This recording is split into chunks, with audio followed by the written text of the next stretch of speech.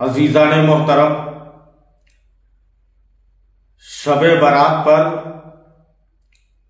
جو حلوہ بنایا جاتا ہے، حالانکہ اعتراض کرنے والے تو کسی بھی چیز پر اعتراض کر سکتے ہیں، لیکن خاص طور سے شب برات پر جو حلوہ بنایا جاتا ہے، کچھ لوگ یہ کہتے ہیں کہ یہ حلوہ جائز ہے یا نہیں، تو جان لیں کہ یہ حلوہ حلال ہے اور حلوہ جائز ہے، لیکن حلوہ کھا کر کے سو جانا یہ جائز نہیں ہے۔ حلوہ کھا کر بستر میں چلے جانا اور رات کو سو کر گزار دینا یہ درست نہیں ہے، اس لیے کہ یہ عبادتوں والی رات ہے، یہ برکتوں والی رات ہے، یہ حکمتوں والی رات ہے، اور اس رات میں اس شب برات سے آئندہ آنے والی شب برات تک جتنے بھی لوگوں کے سامنے حالات آتے ہیں، جتنے بھی مرحلے ہمارے سامنے آتے ہیں، ان سارے مرحلوں، سارے معاملات کی فہرست اللہ تبارک و تعالی اس رات میں فرشتوں کو سونپ دیتا ہے۔ کتنے لوگ کون کون اس سال میں یعنی اس شب برات سے آئندہ آنے والی شب برات تک اس دنیا میں آئیں گے اور کتنے لوگ اس دنیا سے چلے جائیں گے، یہ سارے معاملات کی فہرست اللہ تبارک و تعالی فرشتوں کو سونپ دیتا ہے۔ کس کے ساتھ کیا معاملات ہونا ہے، کون بیمار ہوگا، کون تکلیف میں رہے گا، کس کے مال میں نفع ہوگا، کس کے کاروبار میں نقصان ہوگا، کس کے کام میں فائدہ ہوگا، کس کی کاشتکاری میں فائدہ ہوگا، کس کی فصلیں اچھی ہوں گی، کس کی فصلیں خراب ہوں گی، یہ تمام معاملات، کس کا ایکسیڈنٹ ہونا ہے، کس کو بیمار ہونا ہے، کس کو اسپتال جانا ہے، اور کون پانی میں ڈوب کر انتقال کر جائے گا، کون آگ میں جل کر مر جائے گا، اور کون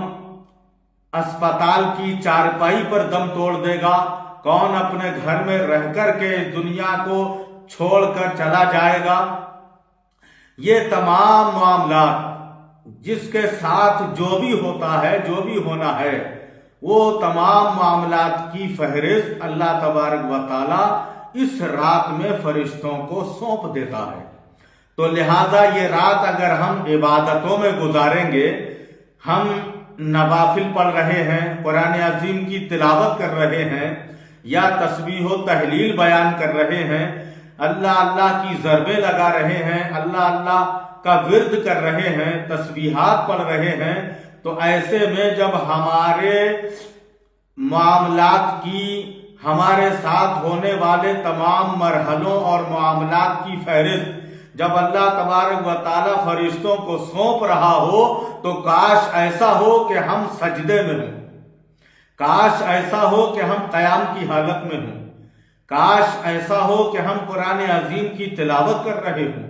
کاش ایسا ہو کہ ہم تسبیح و تہلیل بیان کر رہے ہوں،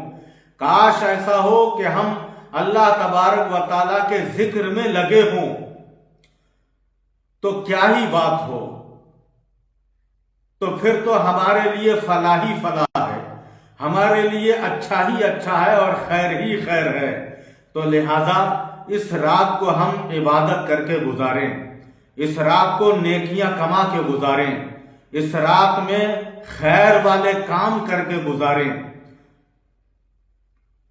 تاکہ ہمیں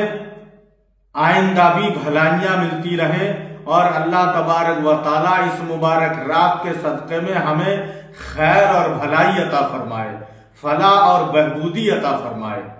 تو لہذا شب برات کے موقع پر جو حلوہ بنتا ہے وہ جائز ہے اور درست ہے، اسے کھائیے اور پھر اللہ تبارک و تعالیٰ کی عبادت میں لگ جائیے۔ یہ نرم غذا ہوتی ہے، اور شہیدان احد بالخصوص حضرت امیر حمزہ رضی اللہ تعالی عنہ اور حضرت اویس قرنی رضی اللہ تعالی عنہ کی فاتحہ دلائی جاتی ہے۔ ان بزرگوں کی نسبت سے یہ حلوہ بنایا جاتا ہے اور حلوہ استعمال ہوتا ہے، اس پر فاتحہ خوانی ہوتی ہے اور لوگوں میں تقسیم کیا جاتا ہے۔ یار دوستوں کو، محلے پڑوس کے لوگوں کو، اقربا اور احباب کو بلا کر کھلایا جاتا ہے۔ تو یہ ایک طرح سے محبت بڑھنے کا ذریعہ بھی ہے، ایک دوسرے سے تال میل بڑھانے کا ذریعہ بھی ہے، اور اس کے ساتھ ساتھ نرم غذا ہوتی ہے، تو زیادہ بیٹھنے اٹھنے میں، کھڑے ہونے میں تکلیف بھی نہیں ہوتی ہے، عبادت کرنے میں آر بھی محسوس نہیں ہوتا ہے، ہلکی غذا ہوتی ہے، اس لیے حلوہ بنایا جاتا ہے اور حلوہ کھا کر کے اللہ کی عبادت کی جاتی ہے۔ اللہ تبارک و تعالی